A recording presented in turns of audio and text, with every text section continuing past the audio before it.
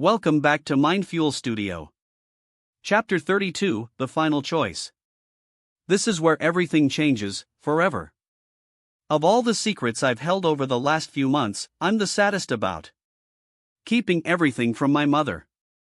I don't know how she'll take it. I know she'll be excited about the pregnancy, but I don't know how she'll feel about me and Ryle splitting up. She loves Ryle. And based on her history with these types of situations, she'll probably find it very easy to excuse his behavior and try and convince me to take him back. And in all honesty, that's part of the reason I've been stalling this, because I'm scared there's a chance she might be successful. Most days I'm strong. Most days I'm so mad at him that the thought of ever forgiving him is ludicrous. But some days I miss him so much I can't breathe. I miss the fun I had with him. I miss making love to him. I miss missing him. He used to work so many hours that when he would walk in the front door at night, I would rush across the room and jump in his arms. Because I missed him so much. I even miss how much he loved it when I would do that. It's the not-so-strong days when I wish my mother knew about everything that was going on.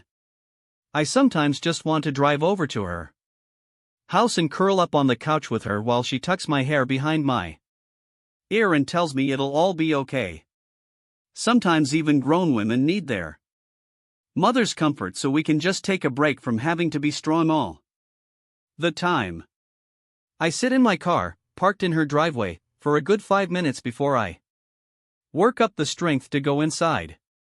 It sucks that I have to do this because I know that in a way, I'll be breaking her heart, too. I hate it when she's sad.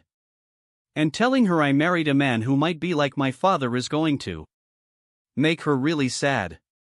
When I walk through the front door, she's in the kitchen layering noodles in a pan. I don't remove my coat right away for obvious reasons. I'm not wearing a maternity shirt, but my bump is almost impossible to hide without a jacket. Especially from a mother. "Hey, sweetie," she says. I walk into the kitchen and give her a side hug while she layers cheese over the top of the lasagna. Once the lasagna is in the oven, we walk over to the dining room table and take a seat. She leans back in her chair and takes a sip from a glass of tea. She's smiling. I hate it even more that she looks so happy right now. "Lily," she says. "There's something I need to tell you. I don't like this. I was coming over here to talk to her. I'm not prepared to receive a talk." "What is it?" I ask hesitantly. She grips her glass of tea with both hands. "I'm seeing someone." My mouth drops open. "Really?" I ask, shaking my head. I'm about to say good. But then I grow instantly worried that she's just put herself in a similar situation she was in with my father. She can see the worry on my face, so she grabs my hands in both of hers. "He's good, Lily. He's so good. I promise." Relief washes over me in an instant, because I can see she's telling the truth. I can see the happiness in her eyes. "Wow," I say, not expecting this at all. "I'm happy for you. When can I meet him?" "Tonight, if you want," she says. "I can invite him over to eat with us." I shake my head. "No," I whisper. "Now's not a good time." Her hands squeeze around mine as soon as she realizes I'm here to tell her something important. I start with the better part of the news first. I stand up and remove my jacket. At first, she doesn't think anything of it. She just assumes I'm making myself comfortable. But then I take one of her hands and I press it against my stomach. "You're gonna be a grandma." Her eyes widen and for several seconds, she's stunned speechless. But then tears begin to form. She jumps up and pulls me into a hug. Lily, she says. Oh my God. She pulls back, smiling. That was so fast. Were you trying? You haven't even been married for very long. I shake my head. No. It was a shock. Believe me. She laughs, and after another hug, we both sit down again. I try to keep up my smile, but it's not the smile of an elated, expectant mother. She sees that almost immediately. She slides a hand over her mouth. Sweetie, she whispers. What's the matter? Until this moment, I've fought to remain strong.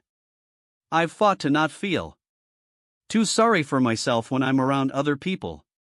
But sitting here with my mother, I crave weakness. I just want to be able to give up for a little while. I want her to take over and hug me and tell me it'll all be okay.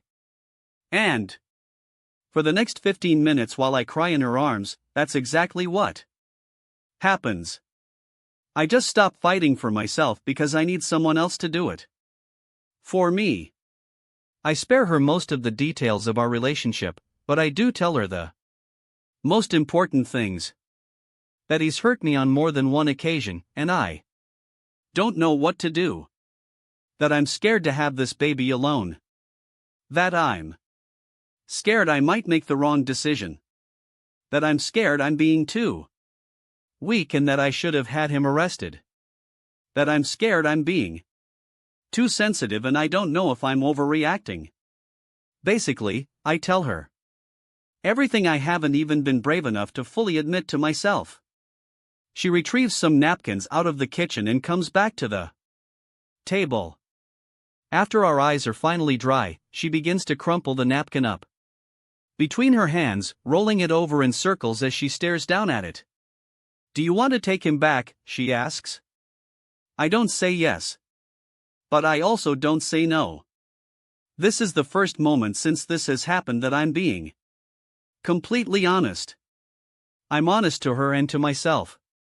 Maybe because she's the only one I know who has been through this. She's the only one I know who would understand the massive amounts of confusion I've been experiencing. I shake my head, but I also shrug. Most of me feels like I'll never be able to trust him again. But a huge part of me grieves what I had with him. We were so good together, Mom. The times I spent with him were some of the best moments of my life. And occasionally I feel like maybe I don't want to give that up. I wipe the napkin beneath my eye, soaking up more tears. Sometimes, when I'm really missing him, I tell myself that maybe it wasn't that bad. Maybe I could put up with him when he's at his worst just so I can have him when he's at his best. She puts her hand on top of mine and rubs her thumb back and forth. I know exactly what you mean, Lily. But the last thing you want to do is lose sight of your limit. Please don't allow that to happen. I have no idea what she means by that. She sees the confusion in my expression, so she squeezes my arm and explains in more detail. We all have a limit. What we're willing to put up with before we break. When I married your father, I knew exactly what my limit was. But slowly, with every incident, my limit was pushed a little more. And a little more. The first time your father hit me, he was immediately sorry. He swore it would never happen again. The second time he hit me, he was even more sorry. The third time it happened, it was more than a hit. It was a beating. And every single time, I took him back. But the fourth time, it was only a slap. And when that happened, I felt relieved. I remember thinking, at least he didn't beat me this time. This wasn't so bad. She brings the napkin up to her eyes and says, every incident chips away at your limit. Every time you choose to stay, it makes the next time that much harder to leave. Eventually, you lose sight of your limit altogether, because you start to think, I've lasted 5 years now. What's 5 more? She grabs my hands and holds them while I cry. Don't be like me, Lily. I know that you believe he loves you, and I'm sure he does. But he's not loving you the right way. He doesn't love you the way you deserve to be loved. If Ryle truly loves you, he wouldn't allow you to take him back. He would make the decision to leave you himself so that he knows for a fact he can never hurt you again. That's the kind of love a woman deserves, Lily. I wish with all my heart that she didn't learn these things from experience. I pull her to me and hug her. For whatever reason, I thought I would have to defend myself to her when I came over here. Not once did I think I would come over here and learn from her. I should know better. I thought my mother was weak in the past, but she's actually one of the strongest women I know. Mom? I say, pulling back. I want to be you when I grow up. She laughs and brushes the hair from my face. I can see in the way she looks at me that she'd trade spots with me in a heartbeat. She's feeling more pain for me in this moment than she ever felt for herself. I want to tell you something, she says. She reaches for my hands again. The day you gave your father's eulogy? I know you didn't freeze up. Lily. You stood at that podium and refused to say a single good thing about that man. It was the proudest I have ever been of you. You were the only one in my life who ever stood up for me. You were strong when I was scared. A tear falls from her eye when she says, be that girl, Lily. Brave. And bold. In the end, we don't get what we want. We get what we choose. If this chapter moved you, like and subscribe to Mindfuel Studio. The story may end, but its impact stays.